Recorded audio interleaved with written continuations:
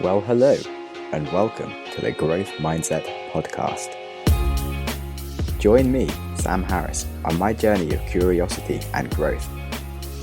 I have conversations with some of the world's most fascinating humans, from billionaires to Olympians, and most everyone in between, such as suspiciously happy people and even a hitman.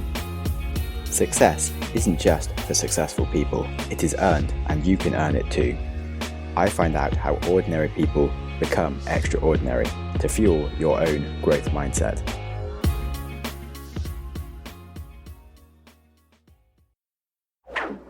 Today I'm interviewing Margaret Rutherford, who is an author and runs a podcast and just generally seems to be a very useful person for understanding yourself and kind of healing and dealing with depression and anxiety, and a very useful person to be talking to right now in this current time. So I guess I like to start my podcast episodes with a bit of an introduction from the guests, so like a 3-minute life story of who you are. Yeah, so we're all on the same page. Well, I have a very famous name there in Britain.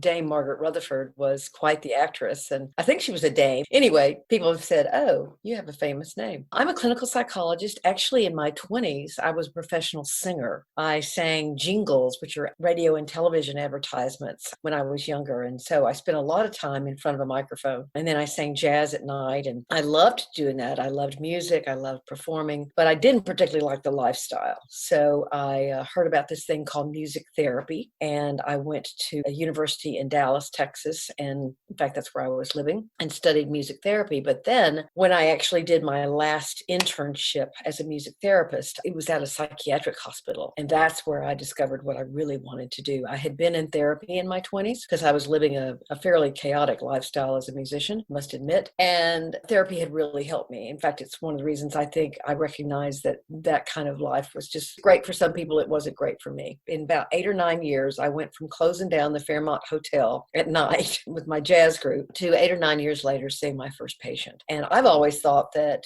being in the quote unquote real world and not necessarily being a psychologist all my life really has given me a way of reaching a lot of people. I'm a pretty direct, kind of common sense kind of therapist. I love being a therapist. I never planned to do any social media. I never planned to write a book. And then my son left for college. I started blogging. That was back in 2012. Then I started the podcast, which is called the Self-Work Podcast with Dr. Margaret Rutherford. And in 2016, and I absolutely love doing that. And then in 2014, a little bit before that, I had written a blog post called The Perfectly Hidden Depressed Person, Are You One? And it went viral. I had hundreds of emails that came in when it appeared on the Huffington Post and saying, this is me. How did you figure this out? It's like you're in my head. And I know we're going to be talking about perfectly hidden depression more, but I started researching, and 5.5 years later, it was a book. So here you have it. That's my life. And I have a lovely husband and one son who's 25. Yeah, I love just hearing how people's lives happen, because like telling them backwards sort of makes sense, but often sort of as they're going along, it's sort of a bit of a, I just sort of did this because it felt kind of right and I wasn't really sure, or like something happened, and yeah, it's just quite interesting. But thank you. I'm a good model for you can always turn your life around if you put enough determination behind it. Often people kind of start doing these things and then they just feel a bit stuck that that's what they're doing, but then they just sort of completely changing and going into therapy and something that's sort of obviously as a student you'd never have thought you'd have ended up doing. If I tried to tell you this is what you're going to become in like 20 years time, you thought it was bonkers kind of thing. So what first made you make the decision to take music then as your major? Actually, music was never my college major. My parents did not want me to be a musician. They thought musicians were weird and led horrible lives and didn't make any money, and most of them don't make a lot of money. So I never majored in music. I never majored in psychology. I was a French major in school, actually, in my college years, which was very helpful to me, although I love the French language and lived in France for a little bit. But I chose music therapy, or at least that's the way I started this journey, because while I was working as a jingle jazz singer, they needed volunteers at the battered women's shelter in Dallas. And I was up. In fact, they needed someone to cover the 2 a.m. to 6 a.m. shift on the crisis line. And I knew that I closed the hotel at 1 o'clock and I was up, and sometimes I would stay up because it was hard to go to sleep. So I started volunteering at the battered women's shelter. And that's where I learned this enjoyment and actually great fulfillment of trying to help people who were in need. And that, coupled with my unhappiness with the lifestyle I was living, just caused me to go in another direction. So that's how I got there. Yeah, random sort of chances that happened to be there, which you kind of took. Was it sort of like one night you just had the realization as you're doing this, like, wait, I really love this. This is what I should be doing with my life? No, in fact, I often tell people or suggest to people, I hopefully don't tell them things, but I suggest that you can get so paralyzed if you think, okay, this is the right direction I want to go. I mean, I have to find the right direction before I take a step toward it. And it's paralyzing. It's staggering because you can be so filled with anxiety that you don't move at all. So certainly when I put all the money I had in the world down on my first year at Southern Methodist University, or SMU as we call it here, I put all my chips in, luckily got a graduate assistantship, but I thought music therapy would be fine. But as the more I learned about music therapy and that whole psychological world, I realized that it was really psychology that I wanted to do and actually be a therapist myself, because therapy had helped me so much. So I started out in a direction of being a music therapist, and then I went in the direction of being a psychologist, and that took me, of course, years. And then what I discovered along that path, well, I got divorced and remarried all during that period of time. So my husband had moved from the Northeast to be with me. He wasn't happy in Dallas, so that landed us in Fayetteville, Arkansas. And I had never wanted to be a mom, and all of a sudden I really loved this man, and I thought, oh, I want to be a mom. So I had a kid in my late 30s. So yeah, everything has been just an unfolding sort of. Yeah, I really like the sort of philosophy that you don't need to know where you're going, because it's so hard to know like the future anyway. But generally, if you're just working towards something when you don't know what it is, you get somewhere, rather than when you kind of have a specific direction, you often don't even know that's the direction you want to end up in. So you kind of just don't do anything. Well, there's a quote in my book. I think it's Doctorow, Doctorow, but it's something like, you can go on a complete journey only being able to see where your next step is. You just take one step at a time. Actually, he uses a car as an analogy and says the headlights can only show you the next few feet, but that's really all you need to see. You just keep going those next few feet, and then you trust yourself and you learn how to deal with what's going on in the moment. And boy, is that ever important right now. I read a Facebook post this morning that was saying, from a mom who was saying, I'm a planner. I have to know what's going to happen in the next few months. I've always been one step ahead of the game, or 5 steps ahead of the game. And all of a sudden, we don't know if we're going to get sick. We don't know if someone we love is going to get sick. We don't know what schedules are going to be like, our own, our children's, nothing. To call it an opportunity is probably being a bit naive, but it's certainly a time when the more you stay in the moment you're in and just do your best then and begin to imagine what's in the future, that's fine, but you can't necessarily count on it. Definitely is. And it's like, well, the kind of art of happiness is sort of about not expecting things and learning to appreciate the moment you're in, like the whole power of now. Kind of the future is just something in your imagination, and the past is just something in your imagination. Like the only thing that actually ever exists is now, and just learning to enjoy now is pretty essential. So it's an interesting one to see how people are coping with it, and hope that people do learn to be more focused on what they can enjoy. And so if I'm trying to do things myself at the moment, and after the first month of being in lockdown, it was kind of enjoying it, but I felt like I could be doing more useful stuff. And like I've had a lot of adventures in my life and things, and obviously not doing any of those besides the old adventure of just being at home the whole time was like, okay, maybe I can like do some kind of projects myself. So I started like a thing called Thrill Seekers Adventure Club, where just me and mates and anyone who wants to join, we kind of just set ourselves stupid challenges for the week. I didn't eat for 2 days, and then spent the rest of the week doing this really hard press-up challenge on the hour, every day, just to see what would happen. And it was like, well, I'm just going to have to keep on doing press-ups even though I don't want to. And it was really interesting. And like I'm eating only porridge for every meal, which is, I don't know, it's completely stupid, but it's really interesting as well. And it just definitely makes it easier to just sort of be happy for what I have. So the first day I was like only oats and water. And then like the second day I was like, well, I'm going to let myself put some things in it. And I was very appreciative of just slightly different flavors of porridge suddenly. Whereas if you told someone that they had to eat like only different flavors of porridge for a week, they might like be quite annoyed. But if you sort of just go and do it, you can like be quite grateful for it. So just like weird psychological hacks that you can kind of put yourself through. I think that's fascinating. I have a closed Facebook group. We've got a list going on about things that can help. I'll have to suggest that to them. I think that's a wonderful idea, to just kind of do something really strange, something not akin to that really, but I'm a member of a gym here in my hometown. And, I have workouts that I do, but theirs are different than mine. They make me do things I don't really want to do. And so I'm following their workouts, which is different. I would do the same thing over and over again, and they challenge me more. So that's great. Good for you and your mates, as you call it. We don't use that word in the United States, so that's great. Anyway, enough about me. You went into therapy. Besides your book, what have been the other big things that you've learned about people and like why they go to therapy, and what's the best ways to help them? Do you have like some standard different sort of personalities that appear and what their problems are? Well, I think overall, I remember learning in graduate school that therapists were change agents, is what they called it. And basically, if there is a thread that runs through all patients, I mean, they come in for a myriad of reasons. They come in for depression, they come in for eating disorders, they come in from psychosis, they come in for anxiety, they come in for relationship issues, they're getting divorced or something unwelcome has happened, their child has died. There's so many different kinds of things. It's a little hard to say what is true about them all, but they're going through something that is overwhelming their skill set. There's something has happened to them. They've done something. They're experiencing something that they don't know. They don't have the skill, the competence to deal with it. So it's overwhelming them. It's debilitating them. It is demoralizing. And so what you want to do is try to either help them learn new skills that they don't know how to do, or they've never thought of, or they need to read about it, they need to write about it, whatever. But a therapist, a psychologist, and other kinds of mental health professionals hopefully has learned both from whatever schooling they went to, but you learn a lot, just like in every profession, from the people that you work with. So you want to help them move in a direction that they want to move, or sometimes you have to help them see another direction that they could possibly move. For example, with panic attacks, people will walk in and say, I need to get rid of these. And one of the things I've learned, because I have panic disorder, is that you don't get rid of panic attacks by hating them and wanting to get rid of them.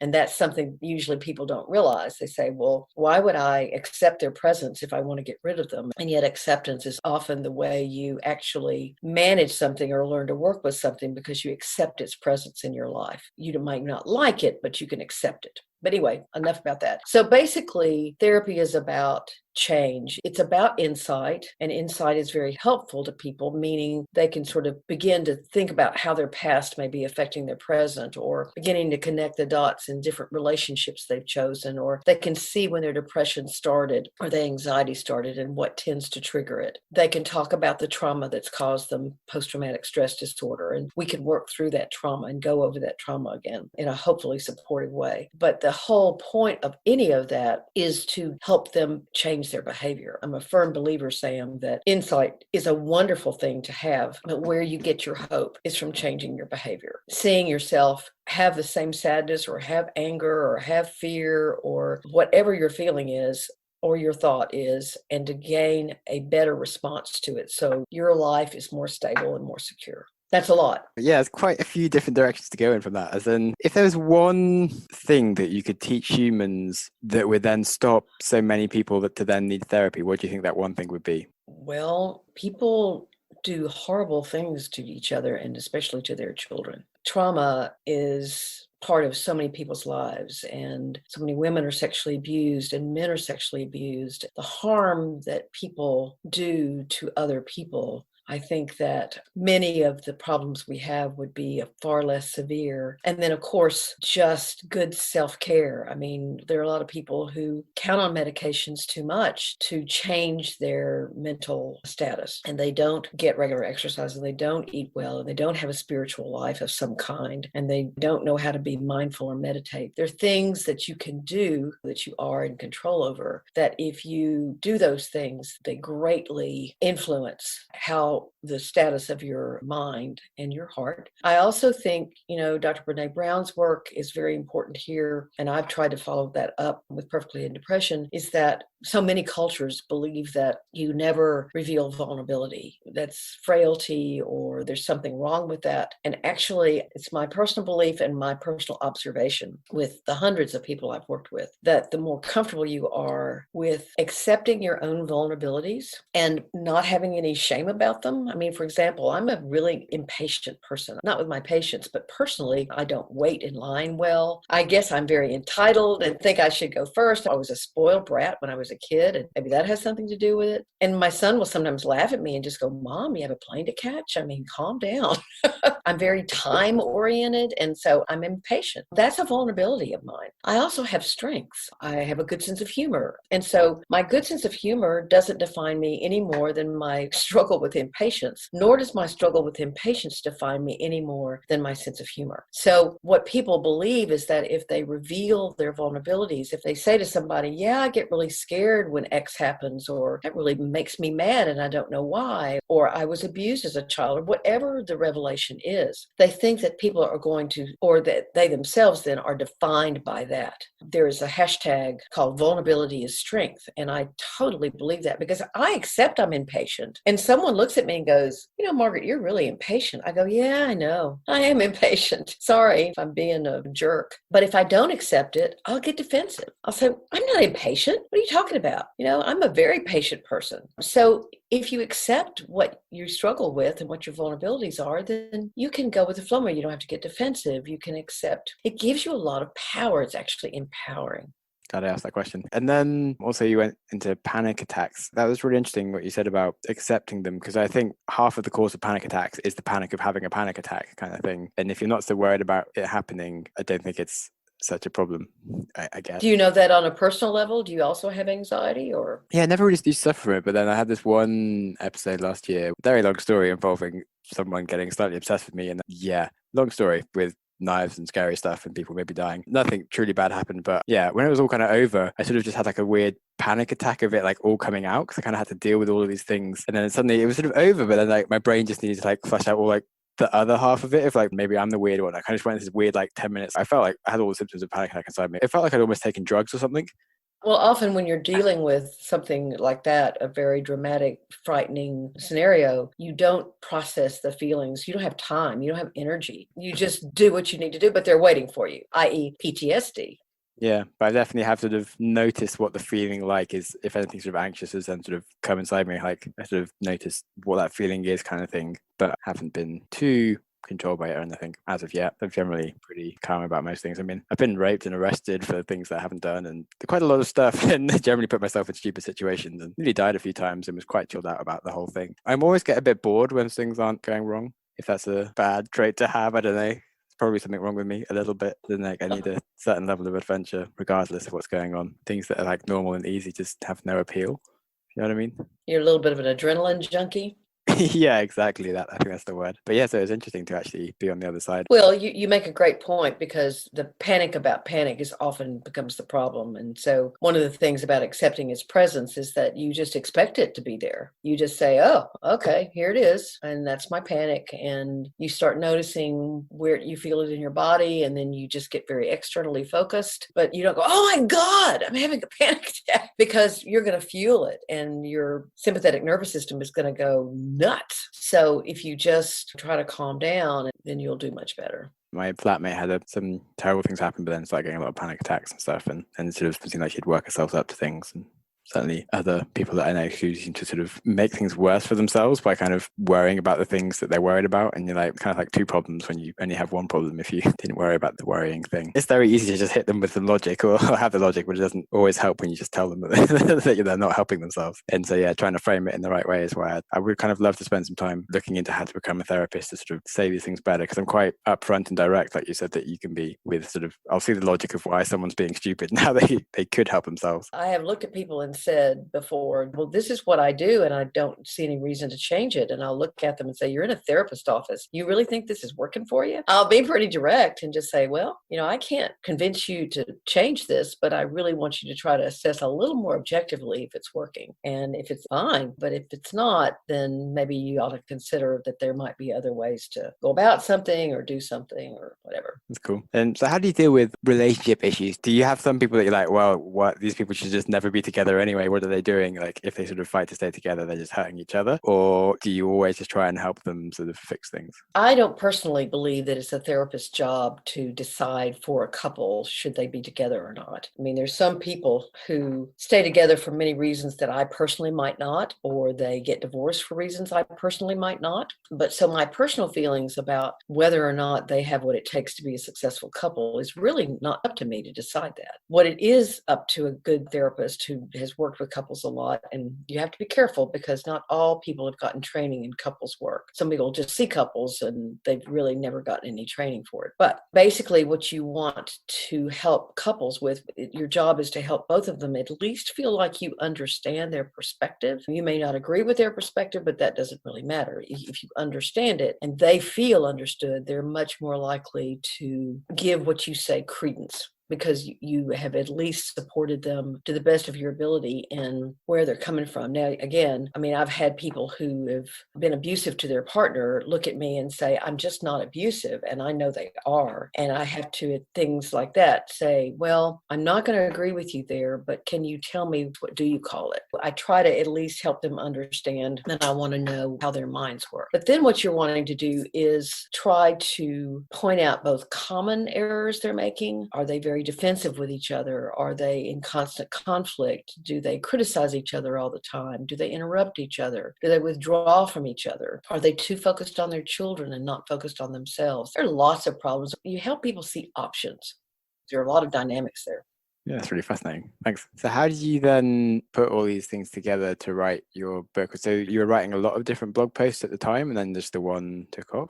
A blog post, yes. I was just sitting in my sunroom, Sam, and thought about some people that I had seen through the years that were different. They were depressed, certainly, but that's not how they presented at all. They presented as worried, as overworked, as probably anxious. If they came into therapy at all, some of these people I knew out in the community, but they didn't reveal much about themselves, and they would come into therapy perhaps. And remembering one girl, mainly what she wanted help with was she was about to marry somebody that she finally revealed to me she didn't want to marry, and how to help her get out of that situation. Come to find out, she was suicidal when she walked in my door, but she didn't tell me. She had a lot of trauma in her life as a child that she had never discussed with anybody. She had a severe eating disorder. She was anorexic. A beautiful girl, successful young woman, looked like she had the life working through that. It turns out that the boyfriend or fiance was abusive, and so there are other things going on. So basically, in working with her, their work was not to get her engaged in the external world, which is what your work typically is with somebody who's classically depressed. They're so focused inwardly that you want to help them focus outwardly. You want to help them internally, but you also want them to get re-engaged with their lives. That's not the case with perfectly hidden depression. With perfectly hidden depression, the task is to help people understand and get connected with their emotions and things that they have kept concealed, either consciously or unconsciously, for a long time. And this is very scary. It's usually perfectionism. This kind of perfectionism hides that depression because they just look like they have the perfect looking life. So they can hide for a long time. But what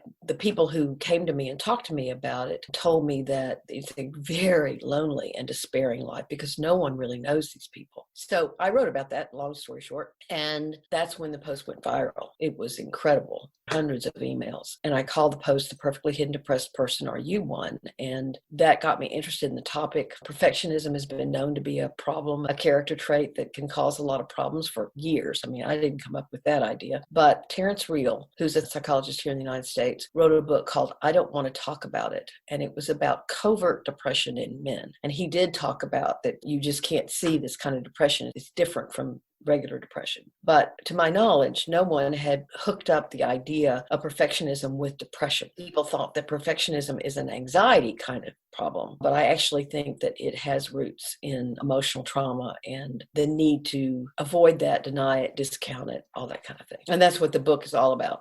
I did like the Vipassana insight meditation retreat, which should have certainly helped me just be a lot happier a lot more of the time, and still get like kind of learning about some things, but generally get out of these things pretty quickly. The book is actually a workbook. It's not just a describe it kind of book. It's a book because I've come up with a treatment strategy that I use actually with every patient. And there are over 60 exercises in the book to help people begin to break free from this perfectionism. So hopefully that's helpful. Can you give an example of like a good exercise that you do in the book that's sort of really helpful for people? Well, they start out pretty simple, but they get much harder. One of them is to come up with the rules that you follow. This is the CBT stuff. The rules that you follow in your life, the musts, the oughts, the shoulds, the have tos, and you write them out. And then you decide, I mean, they can be everything, and begin to think, wait a minute, are these helping me? Are these productive rules in my life? Do they make sense now that I'm an adult? Or am I following them just sort of blindly because these are the things that I learned and was taught? Now, some of them you want to keep, right? Some of them you want to be kind. You want,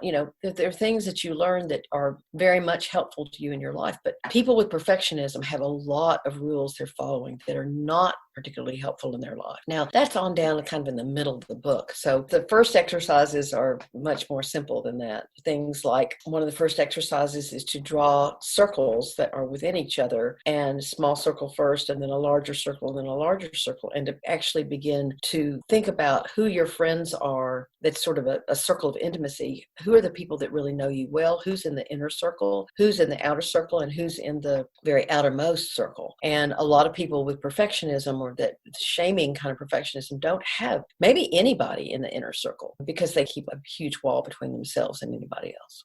Super into the whole rule thing. I think that's part of the example I just gave of the porridge eating challenge. Is sort of, we live in this sort of world where porridge is maybe for breakfast, but you have to eat something else for lunch, and you have to eat something else for dinner. And it's sort of a stupid rule that we just lived our whole life in. And there's nothing saying you have to do it. You just do it. You follow it blindly. And it just helps give you that lens of like, there's all these rules around you that you've never thought about. You just accept it blindly, and just helps you realize these things to then make more choices. It just helps make you aware of these sort of stupid things that you never even realized existed, kind of thing. I would agree. And some of them aren't so stupid. I mean, I must never share that I was abused. I must never talk about that one of my parents was an alcoholic. All these things that I can't tell you how many times people have been across from me in my therapy room and have said, I've never told anyone this because I wasn't supposed to. And the shame they feel and the fear they feel in saying it is palpable in the room. So it can be a very helpful exercise to allow yourself to have the freedom and the space to talk about your real experience in life. Do you notice a difference between your clients that have read your book and the ones that haven't, in terms of how quickly they recover and progress through therapy? Well, not all my patients need to read the book. When I was working with a lot of people as I was writing the book, they didn't have the book available. And you can certainly help them without having the book, but they have to realize that the perfectionism is a problem. And that's the first stage of change, is that awareness that something is a problem that you think is a strength. Most people think their perfectionism is a strength, and it can be, but not when it fits into the rubric of perfectly hidden depression. Yeah, it can be really limiting. The same like you said, as in when you kind of think of your life path, it's hard to like start off. As in, if you're a perfectionist and you want to have the perfect life path, you obviously can never start, because of it's never going to be like what you want it to be exactly, because you can't quite define it. And then if you're hiding, then you've got to look like it's perfect. You have to keep up this facade of the perfect looking life because you're actually hiding the way you feel. So not only are your standards continuously going up, or your expectations are continuously going up, you have to look like it's all a breeze for you. So all these strictures and rules, and probably the hardest part of healing is going back and connecting with some of those emotions that you don't even want to admit they exist at first. And the book takes you very slowly and carefully through that process with a lot of suggestions that if this is getting too hard, you probably need therapy from a trained trauma specialist. So I am very conscious of the idea that I want to help people with this book, and I want to turn them on to this idea, and I want to give them some steps. But some of this may be too hard for them to do on their own. A lot of the people that came to see me because of this and are still coming to see me long before the book was published, I'd written lots of blog posts about it and had podcasts about it. So they heard me talking about it. And actually, it was wonderful working with them while I was writing the book, because I used a lot of what I was doing with them to enhance and hopefully write a better book. I do quite like finding out how people go about their writing processes. So did you kind of wake up every morning and kind of just write for 2 hours before everything started? No, because I was carrying a full load of patients. So some days I could do that and some days I couldn't. I mean, a lot of times I would get up at 4:30 or 5 in the morning and write for a couple of hours, but not every morning. I'm not that organized. Sometimes I was too tired. As I was writing the book in 2018, I took a week and actually editing. So I did this for a year and a half. I usually worked 4 weeks in a month, but I would only see patients 3 weeks out of the month, and then would write a lot during that week. I like that cycle. As in, have you heard about Cal Newport's like deep work philosophy about sort of time blocking, sort of like weeks or months to kind of just focus on doing like one thing at a time? It seems like a good strategy, because writing a book doesn't just sort of happen without deciding. Parenting was difficult, but writing a book is the most difficult thing I've ever done professionally. That's interesting, because it's one of those things that, like, it's completely possible in the same way that like eating porridge every meal is completely possible, as in you just make porridge and put a spoon in it and eat it, but like the people don't do it. And in the same way, like everyone can write some paragraphs or a page of text, and then to keep on doing that in something that ties together in a whole like long sequence into a book, it's just something that's actually much harder for a human to do, is in like a long-term thing. Well, and I had editors also. I thought writing the book was hard. And then came like 3 or 4 editors, and I nearly tore my hair out. Hats off to editors because they can keep a whole book in their head. The book is a much better book because of the editors I had, and New Harbinger is my publisher, and they did a great job. How did you go about getting a publishing deal? I wrote a book proposal. I had to find an agent, which actually I lucked upon an agent through a mutual friend. And then the agent worked with me for months on the proposal because he said, well, this is okay. So that was several months in and of itself. Then we began pushing it to publishers. And frankly, a lot of the publishers were very interested, but they said 2 things. We don't think someone with hidden depression will buy a book because they're hiding. And 2, they said, you're a psychologist in Fayetteville, Arkansas, and nobody knows who you are, which is true. So that's why I started the Self-Work podcast. And then I asked these people who volunteered to be interviewed by me who had identified with perfectly hidden depression. I said, would you buy this book? And they said, well, yeah, we definitely find a way to buy it. We'd buy the ebook so no one would know that we were reading it, or we'd say it was for our mother or whatever. But they said the title itself, Perfectly Hidden Depression, is so enticing to those of us who are doing this that we know we're hiding, or we sense we're hiding. Our gut is telling us we're hiding, but we also look like we have the perfect life. And that despair is why we'd buy the book. And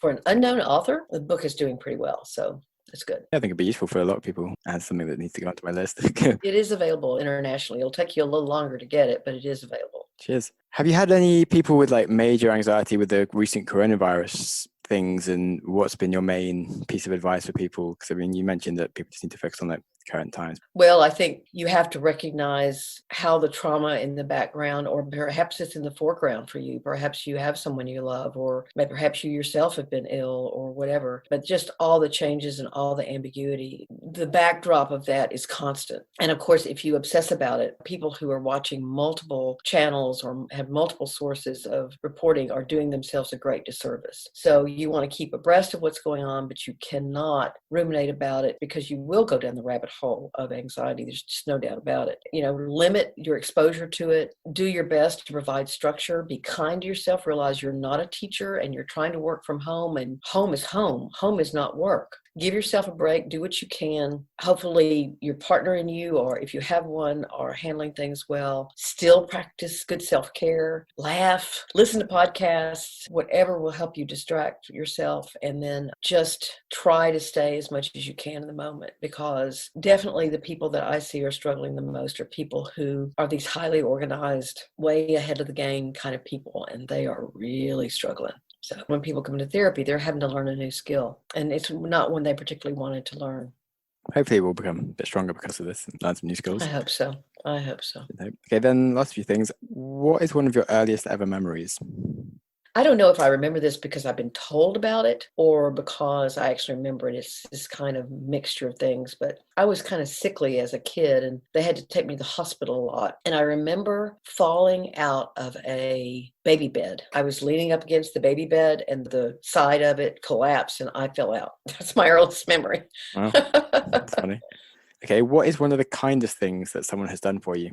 Well, my husband's a very kind person. In fact, I wrote about this in a blog post 2 or 3 weeks ago. I was getting my second divorce in Dallas, and I was very, very ashamed. I got up early one morning and went jogging around this place called White Rock Lake. Actually, it wasn't very safe for me to do that. It was kind of stupid, but the sun was rising, and I saw this man in front of me, and he was fishing off the wharf, off this dock kind of thing. And he just smiled at me. And rather than running away and thinking, what's this man going to do to me? I just approached him, and I had been crying, and he could see that I'd been crying, obviously. He didn't ask me about it. I said, did you catch anything? And he goes, no, do you fish? And he handed me a pole, and we fished together for a little bit. And I started opening up to him, and he listened, and he said, honey, you're going to be all right. And I remember leaving and thanking him, giving him a hug. I never saw him again. And I will never forget his kindness to me that morning because I was really having a hard time.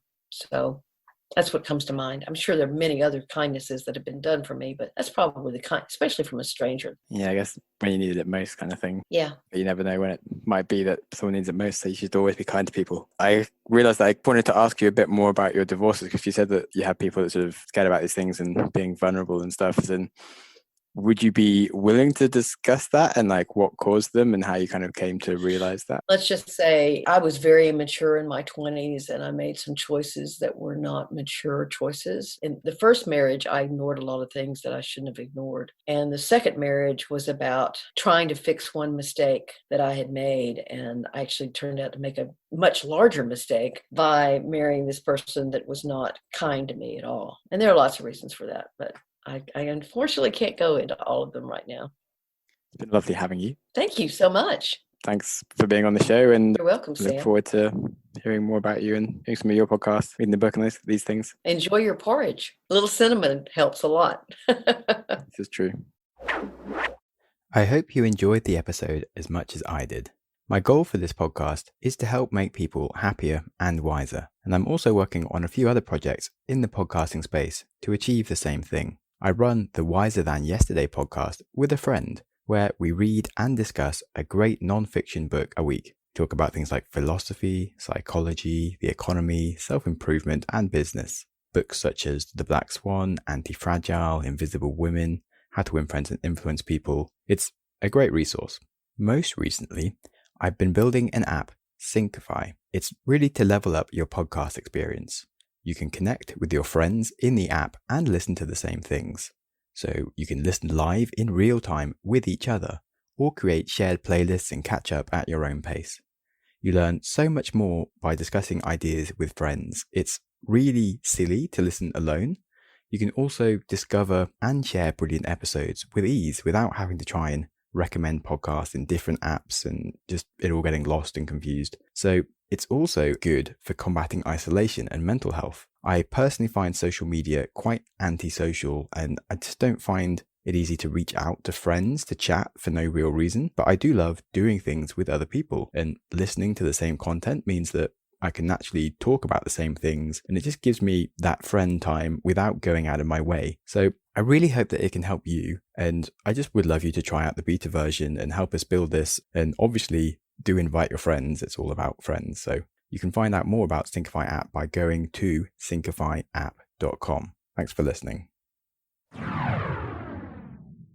Congratulations on listening to a whole episode of the Growth Mindset podcast. Before you race into another podcast, try pausing. Ask yourself, what have you learned? What could you change? How will you make that change happen? Did you press pause? Knowledge is useless without action. What did you learn? What should you change? And how will you make that change happen? You can tell us what you learned by contacting us through the website, growthmindsetpodcast.com. And feel free to connect with us or our guests, or just peruse the show notes. Our Instagram is @growthmindsetpodcast, or follow me @SamJamSnaps for a daily reminder to stop using Instagram. If you enjoy random acts of kindness and want to support the show, you can support us on Patreon or leave us a review on iTunes, and you'll make me very happy. And with that, keep learning and keep growing.